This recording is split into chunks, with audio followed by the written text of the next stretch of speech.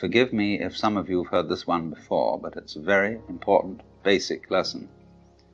If there is only one object, one small ball in the middle of endless space, nobody knows whether it's moving. Because you can't tell whether it's approaching anything or whether it's going away from anything, because there's nothing else. So in that state of affairs, no motion exists.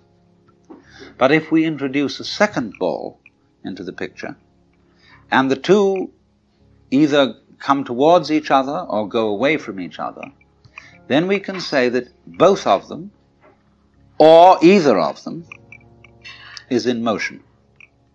We can't decide which is the one that's doing the moving, because it could be one, could be the other. Now we'll put three balls into space, and we find two of them staying together and the other one going away. Now it's up to the two of them to decide whether the other one is going away from them or they're going away from the other, because two is a majority in this case. And the vote always, of course, goes to the majority, the universe being basically a democratic organization.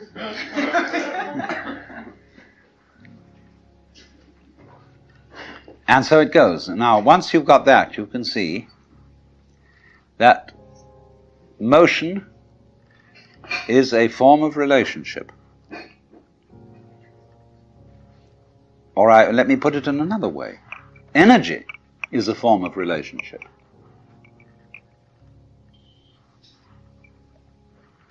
Let's look at it in several other ways. You know the old question: if a tree crashes in a forest and there is nobody around to hear it, is there a noise?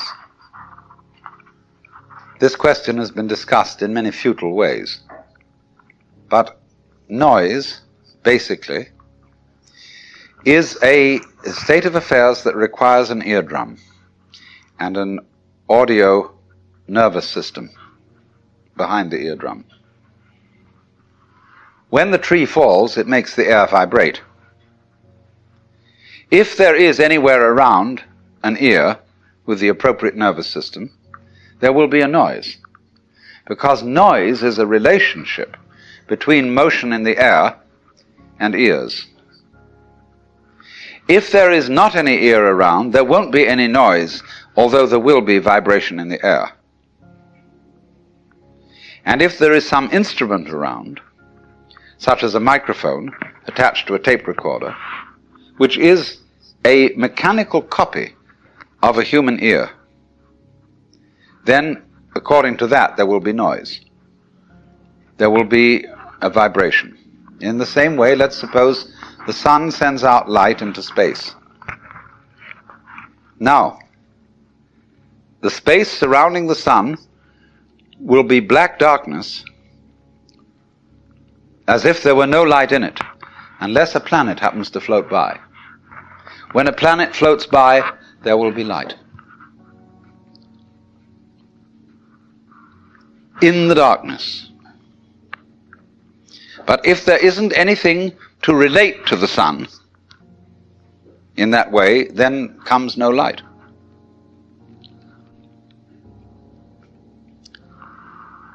Now this goes right down to the root and ground of everything. It goes down to the essence of your nerves, of your whole being, that it's all an interdependence.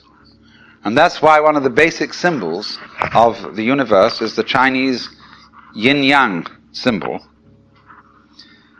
which you know is a circle with an S curve in the center. One side of the S is black, the other is white. And so it makes, as it were, two commas or two fishes.